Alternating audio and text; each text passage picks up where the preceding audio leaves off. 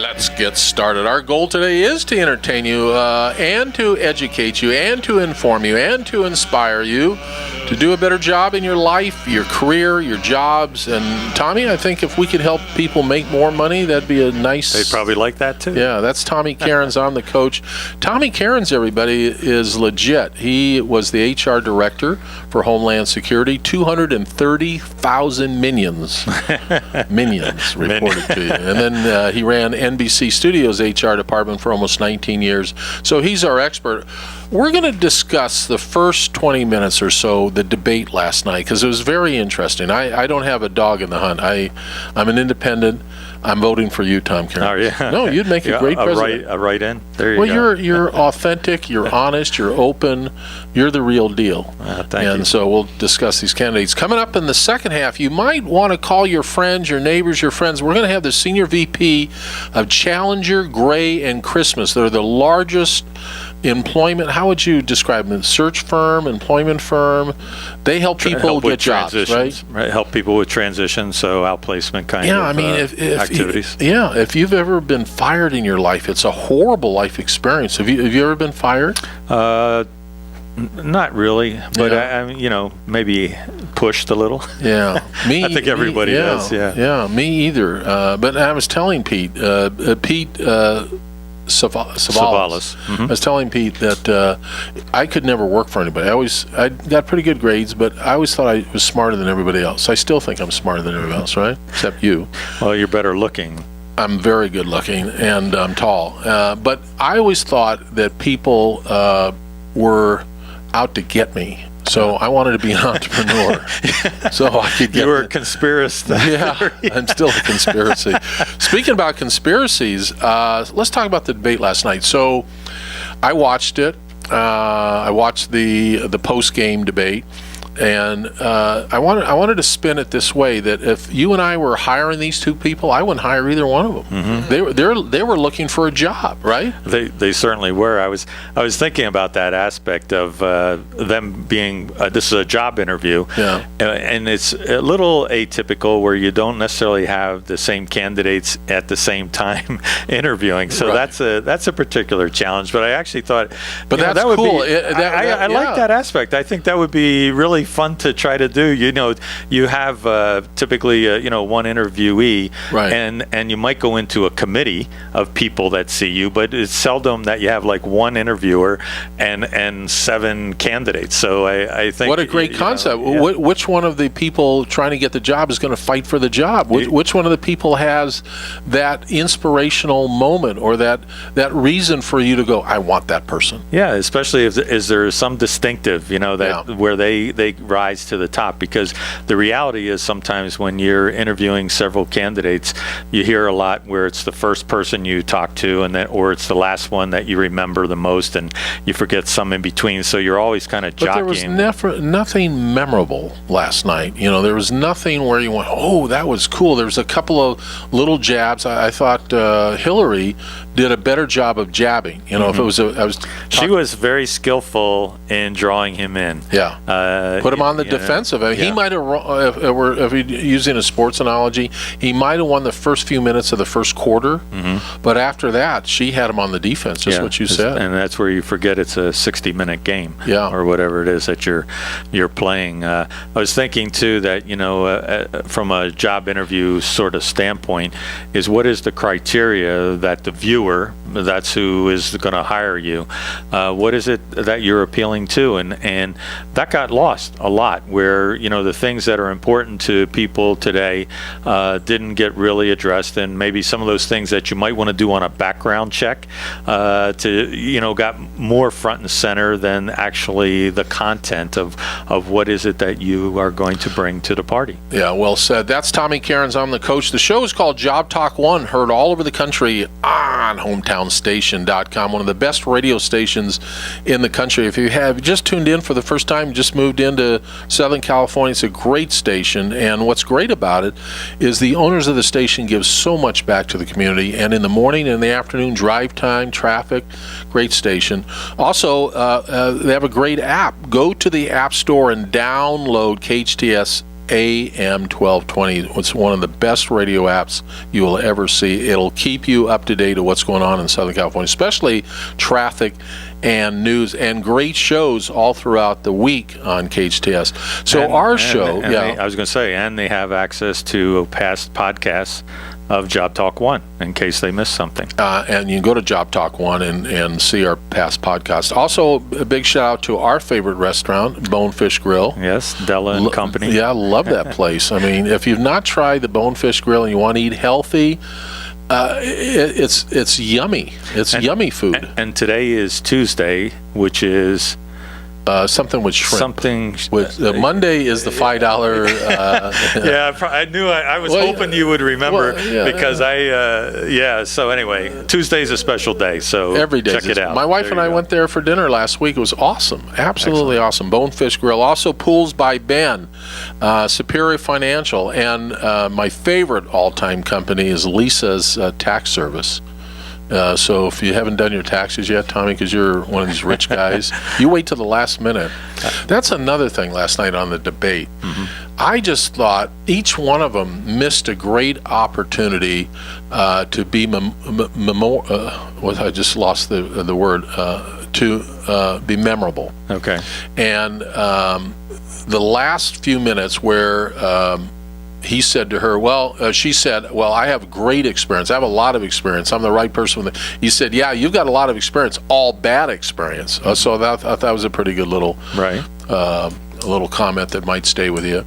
And then I think she missed a lot of opportunity. He missed a lot of opportunities when she brought up the IRS, or when she brought up the fact that in the audience I have an architect that built one of your beautiful golf courses, and you didn't pay him. Mm-hmm. And I just thought that he did a very poor job of answering the question. Well, I don't pay people that don't do their work. He could have done so much better. There would be more elegant answers. I've always paid everybody, but I always tried to figure out what was fair, when I thought the job wasn't being done properly. Sure. I mean, and it's natural there would be some disputes from time to time, but you would work those out. Hopefully with it. When you mention the experience and his comment about it being bad experience, and as employers, when they're looking for hiring people, your experience and what you've done is something that you present, and in a lot of ways companies are looking to see, well, will you repeat that with us, or are you going to take it to another level? And so I think there's a variety of different ways that you can play, and look at your experience and say, well, but this is what I'm going to do with this now. But that was an excellent point, because you have to be cautious of past experiences, including his, in that as well. I didn't like his posture. He did not, in my opinion, really look presidential. I mean, he could have done so much more, and he didn't. And I don't get that. And so, I said to my wife, he's stupid. I mean, here you have this opportunity, 100 million people, and one of the great lines towards the end, he said, well, you kind of disappeared the last week or so. And she said, yes, I was preparing for the debates and to be president of the United States. I thought that was a pretty good line. Right. Well, so I just thought he was totally unprepared. I thought that it was nothing more than sound bites. I don't get it. Mm-hmm. There was no substance. There was no depth of discussion. When the question came up about the inner city, he had a great opportunity to make a difference last night, and he didn't say anything that had any value to it. No, I agree, and I think some aspects of this is the background that he's coming from a business standpoint, that there's a transition I think that he needs to make to be able to relate to some of these other areas, and to be able to explain them in the terms, because one thing that I did like that he did was he actually talked like a common man, and just relatable in that kind of fashion, and some of Secretary Clinton's responses clearly well prepared, well-chosen words, and we've all talked to individuals that we've been hiring, and when we hear certain phraseologies or that, we become suspect of it really being the credible. So I think those are all kind of, there's a part of being prepared that's important, and then there's also this aspect of, well, how do I present this piece? And so she had the preparedness. He actually would be better a little bit at presenting if he were a little more prepared, I think. as well. So it was interesting. So I don't know what it didn't change maybe a lot of people's minds. We're hearing different pieces it's about crazy. that, Some polls have him winning dramatically. Other polls have her. I mean, really? What are the questions? Polls. What are the questions asked? Who are they asking? Who's asking the questions? Right? Mm-hmm. We don't know any of those information. Right. So if you have a poll done by CNN, which is the Clinton News Network, mm-hmm. You know what? I had not heard that one before. That's okay. Not heard that? CNN, no. The Clinton News Network. No, I had not heard. I'm behind the times. Unbelievable. Yeah. I mean, and Fox is. I don't know. Fox. I don't think Fox is necessarily in Trump's corner. One guy on Fox, Hannity. Not totally. Yeah. No, just Hannity. You have a little more balance Hannity's there. A full-time salesman for him. Yeah. All right, back to the debate. So we're looking at the debate because as employers, we're looking at, are these candidates for the job of the President of the United States to work for us? Did they make it last night? Did they make the first interview positive in a way that we'd want to have them back? And the answer is, for me, no. Mm-hmm. And I think it had Super Bowl type numbers of viewers, and which tells you more than the Super Bowl. Yeah. And the Super Bowl is a game, but it's also entertainment. There's a huge element to the entertainment side. So I think what drew the attraction more so than people perhaps being critical of looking at what is in it for me out of these two candidates that I want to know, because clearly the economy didn't get addressed. Nothing got addressed that was of any substance. Let me say this to our dear audience. So you're listening to Job Talk 1. I'm Coach Ron Tunick, a business coach, and Tom Cairns, who's one of the really great HR directors in the history of the country, because he ran Homeland Security, 230,000 minions reported to you. But let me say this. Barack Obama, our president, got elected because he was able to communicate in such a way that he was believable, you liked him, and I don't see that from each one of these candidates. This is where they blew it last night. I cannot believe that Donald Trump, who's surrounded by all these so-called experts, doesn't listen to any of them, that he wasn't charming, he wasn't interesting. It's just frustrating that our country has these two people, and one of them is going to be the President of the United States, that neither of them I would hire to work for me. That's what is very frustrating. Different, frustrating and different about this whole process, because you can't throw out the job search and start all over again. These are the choices that, and of course maybe the independents that are running the Green Party. It's too bad the other two candidates. This is the part that I understand intellectually, but if Gary Johnson didn't make I think he had to get 15% of the polls, so he didn't make it. And Dr. Stein, you ever listen to her speak? She's very engaging. I've heard different parts, and you're right. I actually think some of the platforms or the things that they stand for, I can agree with. Right, I don't like her political philosophies, but she's engaging when she speaks. You want to listen to her. You want to listen more to her. And none of these candidates last night. If I'm interviewing somebody for a job, I want them to be innovative. Give me a reason that you're going to help me make a profit. So neither candidate gave us a reason to vote for them. They didn't give us any innovative ideas. There was nothing there that I could say, wow, that is a great idea. We need to hire you. How are you going to lower taxes? Where are we going to get the money to build the infrastructure, to rebuild the infrastructure? He wants to, which I would support, these NATO countries. If we're supplying 72% of the financial income so that NATO survives, really? 72%? I mean, come on. That's ridiculous. These other countries have also a responsibility to do a better job of financing NATO. The one thing that he does represent is challenging the status quo or the things that have become acceptable practice. But he doesn't practice. Express himself in a way that I could hire him. That's the problem. I don't disagree. I'm saying that's what part of the issue is that how do you affect change? And there's But how come he would not hire a voice coach? I mean, it's the same tone. He doesn't modulate his voice. He doesn't pace his voice. Your voice is everything. Your voice is the gift that you give to everybody. This is the aspect that I find of leaders that, being able to make adjustments and recognize areas that, what's got him to where he is today, that brought him his success, isn't necessarily what's going to take him to the presidency.